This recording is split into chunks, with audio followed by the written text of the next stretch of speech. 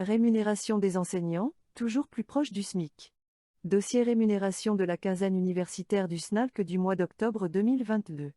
Malgré la masterisation, qui a vu les enseignants débutants commencer directement au troisième échelon pendant un bref laps de temps entre 2010 et 2014, malgré les deux tranches de la prime d'attractivité en 2020 et 2021, dont les stagiaires ont d'ailleurs été exclus, malgré les promesses réitérées d'un traitement minimum de 2 000 € net, rien n'y fait.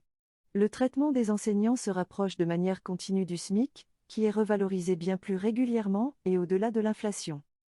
Actuellement, le traitement brut d'un professeur des écoles ou professeur certifié stagiaire, qui doit obligatoirement valider un Master 2 pour enseigner, est d'à peine plus de 1,1 fois supérieur au SMIC. Un an après, il est encore de moins de 1,3 fois supérieur au SMIC.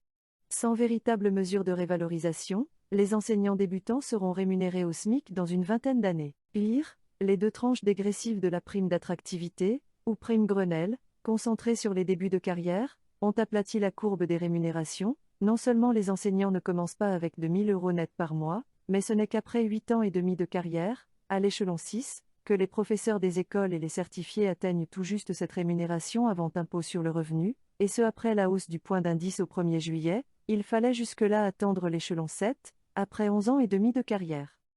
Résultat, des rémunérations déjà peu attractives pour les débutants le sont encore moins au fur et à mesure que la carrière se déroule. Pendant ce temps, la crise du recrutement devient telle que le ministère s'apprête à organiser une nouvelle concertation pour trouver comment arrêter l'hémorragie. Quel étudiant titulaire d'un bac+5 souhaite voir sa rémunération n'augmenter que de 100 € net par mois, après cette année d'une carrière de titulaire passée sous le seuil de 2 000 € net ? Ce n'est pas en revalorisant de nouveau uniquement les débuts de carrière que le gouvernement rendra la profession de nouveau attractive.